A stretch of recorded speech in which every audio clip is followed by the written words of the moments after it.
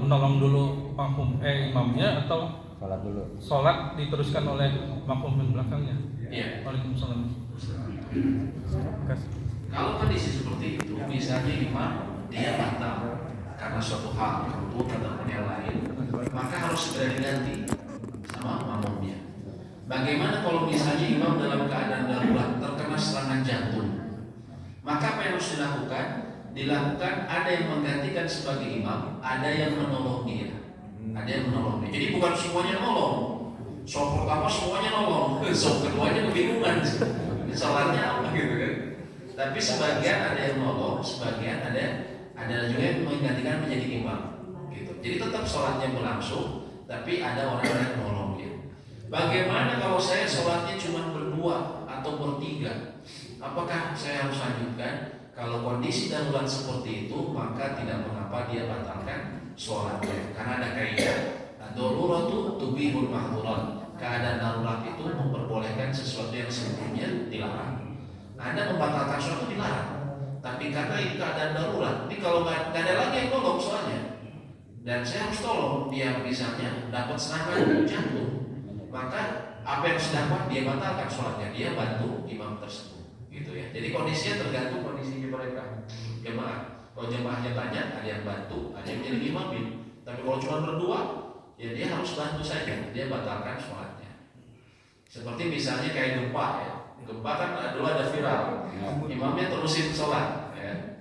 Sebenarnya bagaimana hukumnya? Sebenarnya dia boleh membatalkan karena itu keadaan darurat ya. Dan tentu sesuatu yang dilarang jadi boleh gitu ya. Tadi Bapak juga sempat tanya mengenai kalau mendahului imam karena sesuatu hal ya, film kayak gitu. Kalau mendahului imam itu yang paling krusial tidak boleh itu takbiratul ihram sama salam. Kalau di luar itu hukumnya makruh Pak. Apalagi kalau misalnya Bapak tadi karena darurat, karena Bapak flu berat gitu, akhirnya Bapak harus ngangkat, maka itu diperbolehkan. Yang lebih baik tidak dilakukan, tapi bila memang tidak bisa, maka tidak mengapa, tidak sampai membatalkan maksudnya. Tapi kalau salam, kita mendahului imam belum salam, tiba-tiba kita salam duluan, gitu kan? Pas kita selesai, imam belum salam, saya udah keburu salam.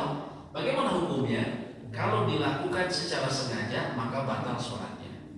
Tapi kalau tidak sengaja, dia salam duluan, ternyata imam masih sholat. Apa yang harus dilakukan? Dia niatkan kembali masuk ke sholatnya dan dia ikuti imam saja. Cukup seperti itu kata para ulama. Jadi imam setelah itu salam, ikut salam.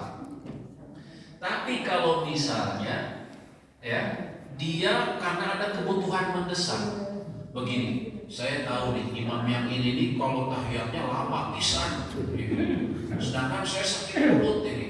Kalau saya tahan berapa detik lagi, ini pasti heboh masjid. Itu misalnya, gimana nih? Pada saat seperti itu disebut juga keadaan darurat. Maka dia boleh mufarokoh, dia memisahkan diri dari imam. Artinya dia langsung berniat sholat sendirian dan dia kemudian salam dan dia keluar duluan. Itu dalam keadaan darurat, gitu Pak. Daripada heboh di masjid kan? Ya. Dan itu keadaan darurat, gitu ya. Allahu a'lam. Baik, demikian yang bisa kami sampaikan. Nanti insya Allah semoga ada waktu lagi kita dalam masalah sholat ini panjang Pak ya, dan banyak kesalahan-kesalahan fatal yang perlu kita perbaiki. Semoga Allah nanti memberikan kita kesempatan usia dan juga kesempatan untuk bisa sama-sama mengkajinya, dan semoga Allah menerima amal ibadah kita. Rabbana taqabbal minna innaka antas samiul alim. Ya Allah, terima amal ibadah kami, sesungguhnya Engkau Maha mendengar dan Maha mengetahui. Wa tub alaina innaka antat tawwabur rahim. Dan terimalah taubat kami, sesungguhnya Engkau Maha menerima taubat dan juga Maha menyayangi kami. Allahumma anfa'na bima 'allamtana. Ya Allah, berikanlah manfaat atas apa yang telah kami pelajari.